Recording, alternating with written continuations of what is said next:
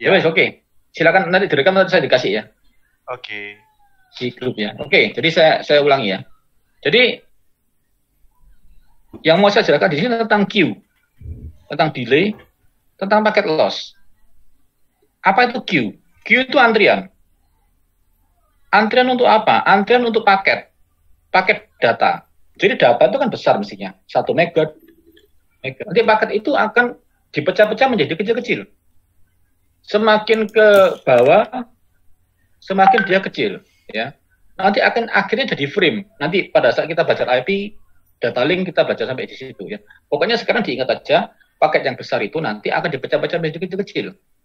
Nah, paket kecil-kecil itu nanti akan dikirimkan satu persatu oleh router. Nah, misalkan di sini ada 2 komputer A dan B, ya. Masuk ke sebuah router. Router ini, router A, terhubung ke router B. Router B connect ke end device C, router D connect dengan end device D. Ya. Sekarang apa yang terjadi dengan queue? Queue itu adalah antrian, ya. Paket yang mau masuk ke sebuah router itu harus antri dulu. Seperti kalian kalau mau periksa ke dokter, Anda antri dulu sebelum diperiksa ke dokter itu duduk di kursi antrian.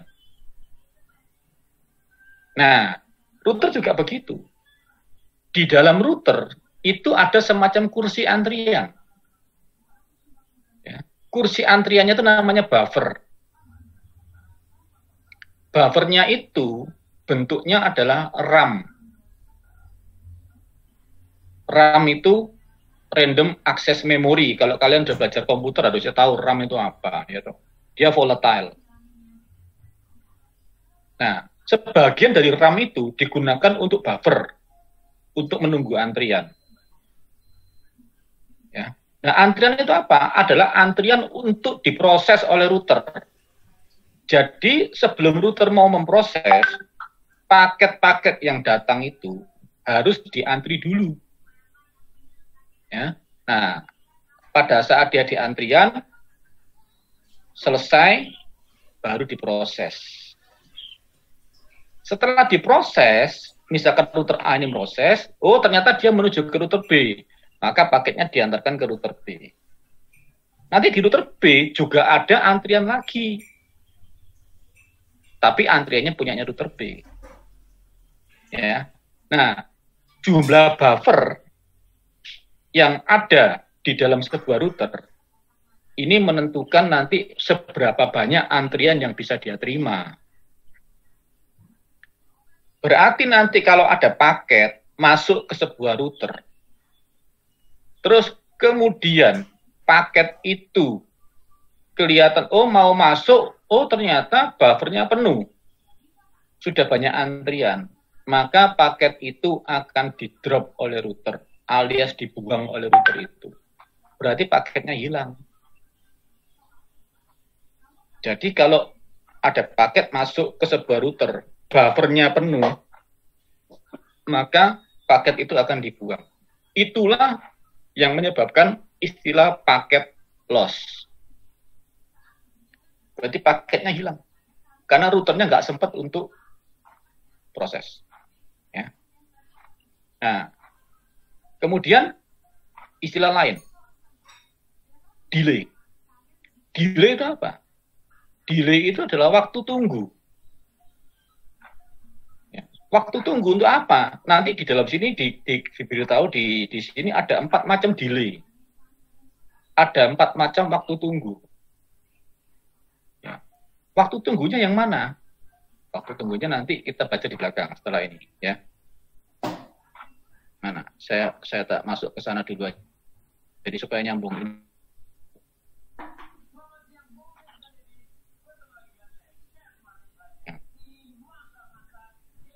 Nah, ini ya. Ini tadi yang saya ngomong pertama. Jadi delay-nya adalah delay untuk waktu tunggu. Ini router ya, kelihatan ya, itu router ya. Ini adalah queue untuk delay untuk queue. Berarti untuk nunggu kan kalau kamu ke dokter kan ada waktu tunggu. Kamu tunggu dokter yang mau meriksa itu kan kamu duduk 15 menit, duduk setengah jam, itu kan ada waktu tunggunya. Oke, jadi, nah, di dalam jaringan komputer ya, akan ada 4 macam delay. Delay processing, delay queue, delay transmission, dan delay propagasi. Ada 4 macam. Apa itu? Nah, sekarang saya jelaskan di sini. Ya. Pertama tadi, delay queue, kamu sudah tahu. Aku harus tunggu sebelum diproses. Kemudian dia masuk, diproses oleh router. Oh, kalian ini mau menuju mana sih? Oh, kalau ini paket ini mau menuju ke Semarang, kamu mesti lewat Tuban. Kalau kamu ini mau menuju ke Jakarta, mesti lewat Tuban juga. Kalau mau menuju ke Bali, oh kalian lewat Banyuwangi. Nah, gitulah. Kira-kira begitu ya. Jadi, analoginya seperti itu. Ada proses di dalam router itu. Nah, untuk proses itu sendiri, kan router harus baca paketnya. Ini dari mana mau kemana. Itu ada delay-nya lagi. Seperti dokter, kalau kamu setelah masuk, dokternya meriksa kamu tuh. Dokternya meriksa kamu kan juga ada waktu. 10 menit, 20 menit, setengah jam. Tergantung dokternya. Nah, itu adalah delay processing. Terus kemudian, setelah paket ini selesai diproses oleh router, paket ini akan diantarkan ke router yang lain. Atau ke end device. Nah, misalkan dia diantarkan ke router yang lain, nah ini ada queue yang baru sekarang. Ada queue lagi di sini.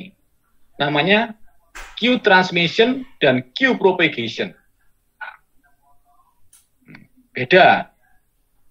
Apa itu queue transmission, apa itu queue propagation. Ya.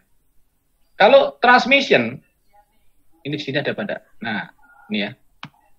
Queue transmission itu berdasarkan panjangnya paket. Semakin panjang paket, semakin lama dia mencapai tujuan. Ya. Persamaannya apa? Transmisi adalah panjang paket dibagi dengan bandwidth yang terjadi di link itu. Ini kan linknya ada bandwidthnya. Bandwidth di sini adalah R. Kalau panjang paketnya itu adalah L, maka untuk mencapai L itu dari sini ke sini dibutuhkan waktu L per R. Jadi semakin panjang sebuah data atau paket yang lewat sebuah link, maka butuh waktu. Saya kasih contoh. Ada paket panjangnya 100 mega. Ada paket panjangnya 100 megabit. Ya. Kemudian linknya itu 100 megabit per second. Artinya apa sih? Link kalau 100 megabit per second, dalam waktu 1 detik, link itu bisa mengantarkan 100 megabit. Pertanyaan saya sekarang, kalau ada panjang data 100 megabit, lewat sebuah link yang 100 megabit per second, berapakah lama yang dibutuhkan paket itu untuk mencapai tujuan sana? Detik. 1 detik. Nah, sekarang kalau panjang semakin panjang. Tidak 100, tapi 200 mega. Maka butuh waktu berapa? Kalau bandwidth-nya tetap 100 megabit per second, butuh waktu 2 detik. Itulah transmission delay. Berarti delay yang tergantung besarnya paket. Jadi logikanya apa? Berarti logikanya kalau begitu Pak, kalau saya mau mengurangi transmission delay, paketnya harus saya buat kecil-kecil. Ini apa?